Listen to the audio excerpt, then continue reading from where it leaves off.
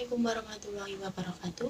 Perkenalkan, nama saya Irnawati Nur Adini, NIM 210002938 dari kelas 3MA, Fakultas Ilmu Kesehatan Masyarakat, Prodi Kesehatan Masyarakat. Di sini saya akan menyelesaikan tugas kemuhammadiyyahan dengan tema upaya Kiai Haji Ahmad Dahlan menghilangkan kemusyrikan. Dengan latar belakang tahun 1868, Kauman merupakan kampung Islam terbesar di Yogyakarta dengan masjid besar sebagai pusat kegiatan agama yang dipimpin seorang penghulu bergelar Kamaluddiningrat. Saat itu, Islam terpengaruh ajaran Syekh Siti Jenar yang meletakkan raja sebagai perwujudan Tuhan. Masyarakat meyakini titah raja adalah sabda Tuhan. Syariat Islam bergeser ke arah tahayul dan mistik. Sementara itu, kemiskinan dan kebodohan merajalela akibat politik tanam paksa pemerintah Belanda. Agama tidak bisa mengatasi keadaan terlalu sibuk dengan tahayul yang bertentangan dengan Al-Quran dan Sunnah Rasul Muhammadiyah SAW. Pembahasan tanggal 1 Agustus 1868 di Kauman, Yogyakarta telah lahir seorang bayi yang diberi nama Muhammad Darwis. Dan setelah berumur 7 bulan, dilakukannya tedak siten. Tedak siten berasal dari dua kata, yakni tedak yang artinya menampakkan kaki, dan siten dari kata siti yang artinya bumi.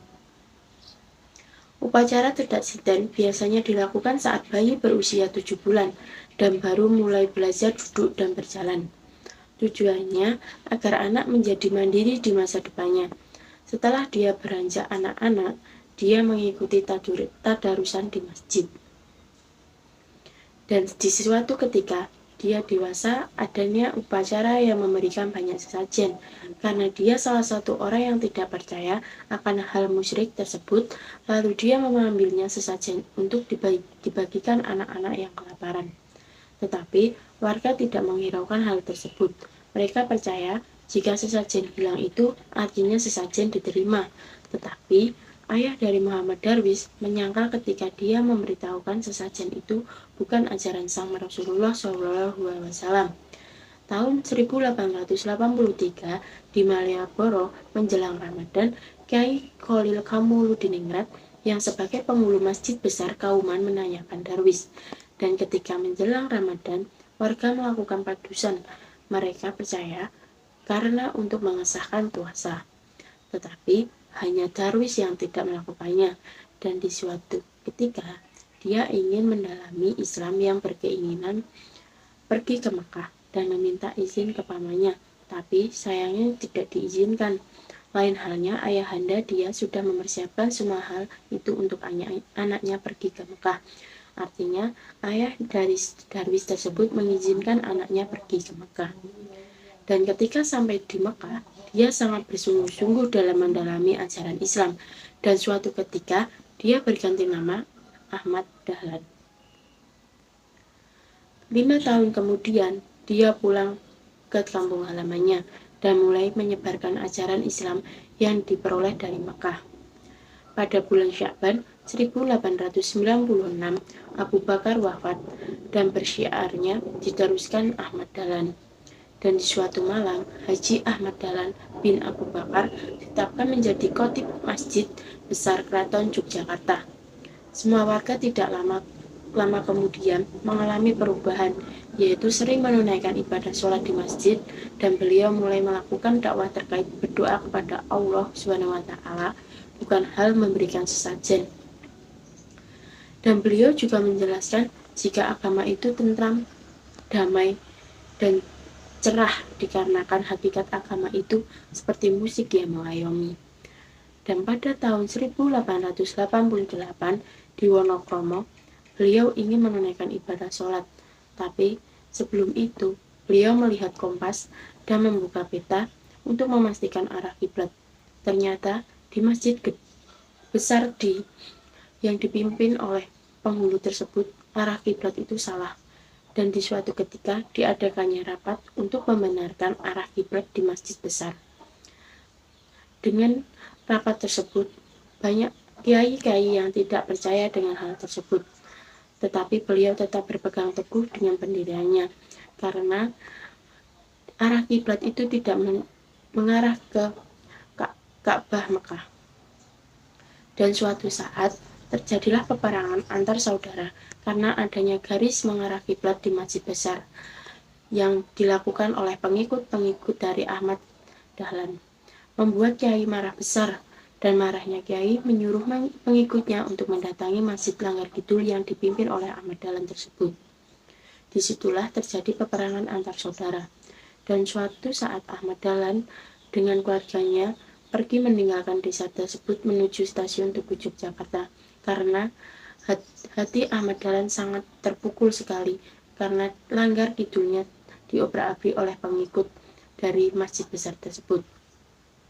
Tetapi kepergiannya ditahan oleh kakaknya, dan tidak lama kemudian Langgar pun berdiri kokoh kembali dikarenakan mendapatkan dana dari kakaknya dan sang istrinya.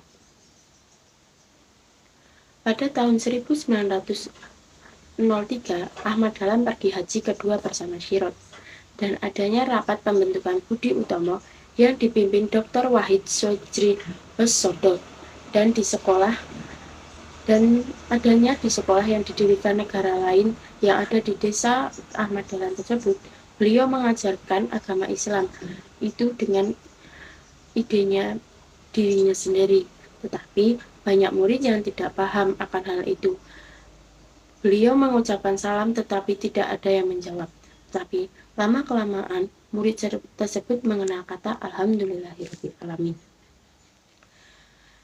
Dan suatu hari beliau mengumpulkan murid-muridnya untuk diajaknya ke pasar Beringharjo membeli kayu untuk mendirikan madrasah yang mengajarkan tata cara berwudu dan tata cara sholat. Dan beliau juga menjelaskan terkait pernikahan dan yasinan 40 hari orang meninggal itu tidak menggunakan sesaji. Tetapi di suatu ketika ajaran beliau dibantah oleh Kiai Masjid Gede dikarenakan menyederhanakan agama Islam. Tetapi murid-muridnya tetap berpegang teguh dengan mengikuti beliau. Dan sekolah dari luar negeri pun ada murid yang ingin masuk madrasahnya yang beliau dirikan. Dan beliau mendirikan perkumpulan dengan nama Muhammadiyah dengan arti pengikut Kanjeng Muhammad SAW.